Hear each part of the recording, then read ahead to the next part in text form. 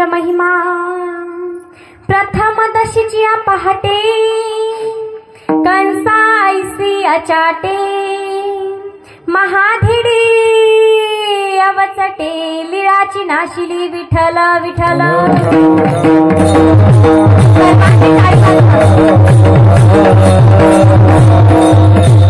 भगवान म्हणतात, अर्जुना मी बाळपणातच मोठ्या मोठ्यांचा निकाल लावणारे व इंद्रादिक ब्रह्मादिक देवांचा पराभव केला। हे प्रत्येक अवतारात देवाने केले आहे। मग संत प्रतिज्ञा करतात, बाबा काय गरज काय आहे, त्यापेक्षा एखाद्या गुहेमध्ये जाऊन एकांतात जाऊन चिंतन करावे। ठाईच बैसोनी कराई कचित्ता,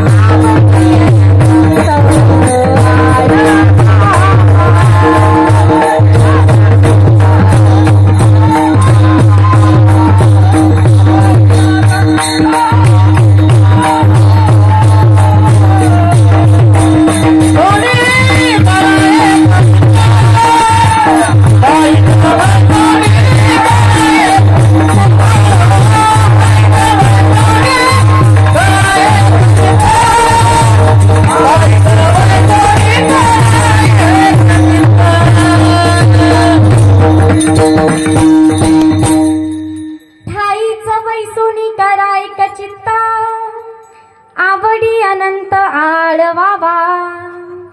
आता सणावाराला प्रत्येकाच्या घरी गोडधोड पक्वान्न बनलेले असतात महाराज।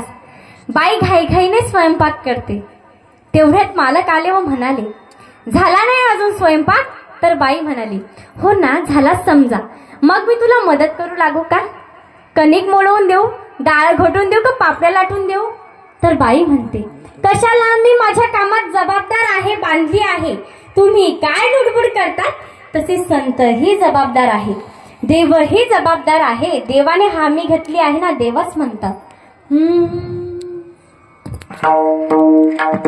हे सोंग सारीले या रूपे आनंदे, हे सोंग सारीले या रूपे आनंदे, हे सोंग सारीले या रूपे आनंदे।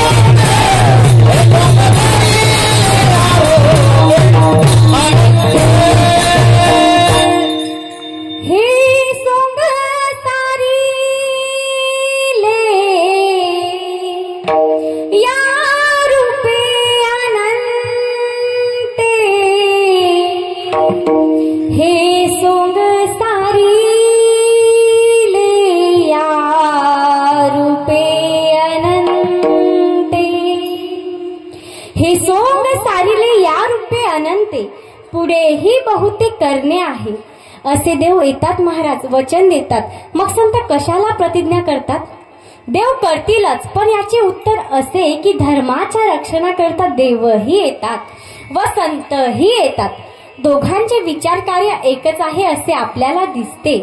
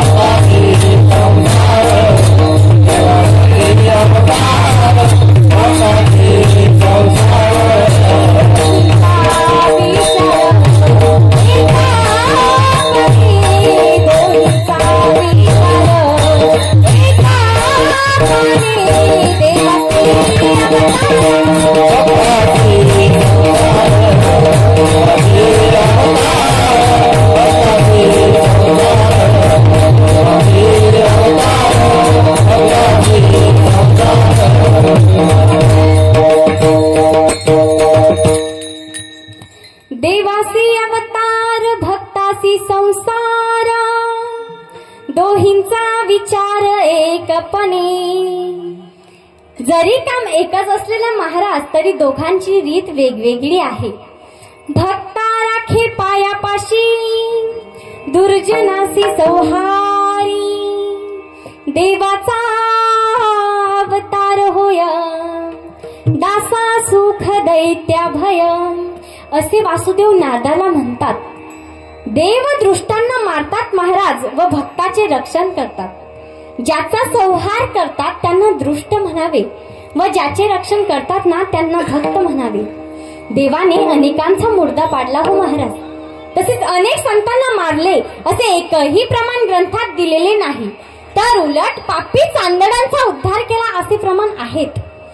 पुनीत केले विष्णुदासी संगे आपुलिया दोषी.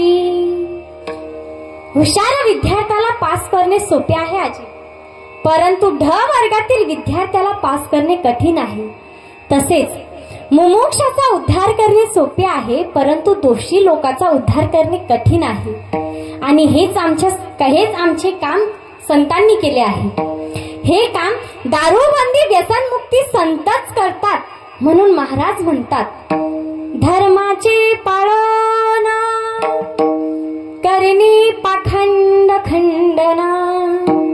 आता पाखंड म्हणजे काय ते किती प्रकारचे? पाखंडाचे खंडन केल्यापेक्षा धर्माचे रक्षण करा ना. तर धर्माचे रक्षण करणार तर कोणत्या धर्माचे रक्षण करणार? त्याचे प्रकार किती? धर्माच्या रक्षणाचा फायदा काय? धर्माचे रक्षण नाही केले तर नुकसान काय? याचा आपण भावार्थानंतर विचार करूया. विठ्ठल